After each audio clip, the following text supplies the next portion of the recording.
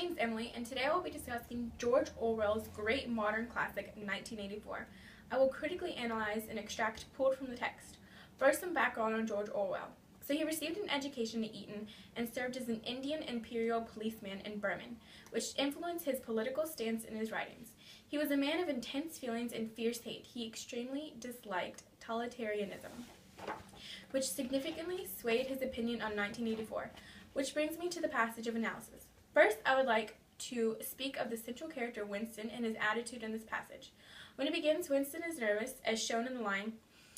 Winston had recovered part of his self-possession. Hardly scholarly, he said. I'm not only an amateur, it's not my subject.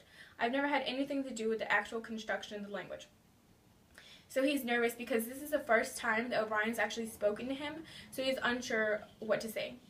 And then his astonishment is also further approached in the passage when he becomes unsure of O'Brien's intentions, for he's mentioned someone that has been vaporized, so Syme, his friend.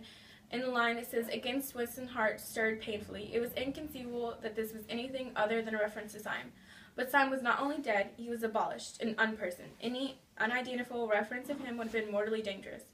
So it was a thought crime, and that made it really hard for him because last week this was his friend and now he's gone.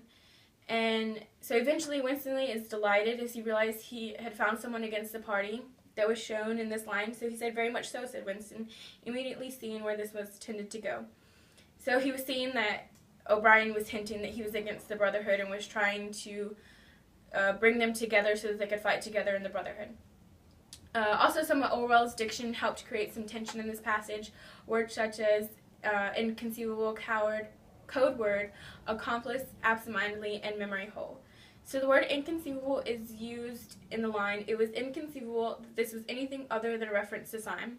And it created tension between them because O'Brien had mentioned someone that Winston had been friends with, and then he was vaporized, so he was no longer there. He was not only dead, he was abolished and unperson. The word code word was used in the line, O'Brien remarks must obviously have been intended as a signal or a code word. By sharing a small act of thought crime, he had turned the two of them into accomplices. So that's two of the words that were used, code word and accomplice. This created some tension between them because now they were bonded together. They had committed thought crime together, which could eventually lead to their downfall. And then the word memory hole was used. He said he was gone, leaving Winston holding the scrap of paper, which this time there was no need to conceal. Nevertheless, he carefully memorized what was written on it, and some hours later dropped it into the memory hole along with massive other papers.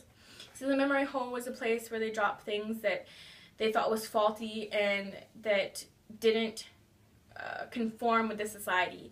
So basically, he was throwing his address, which didn't conform with the society, his thoughts didn't conform with the society of what Big Brother really was.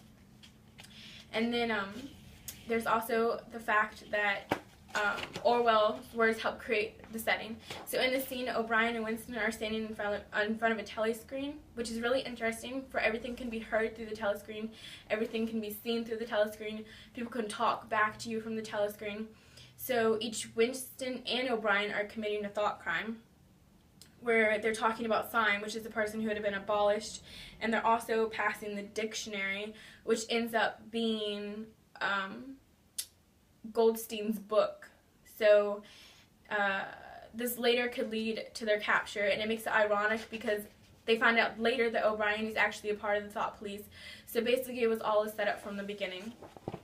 It also foreshadows the torture in front of everyone because Winston gives his address in front of everyone, in front of the office, in front of the telescreen, in front of Big Brother, basically.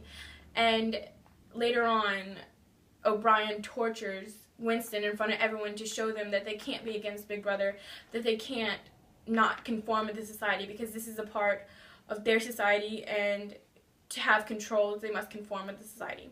So basically, Big Brother sees and hears everything.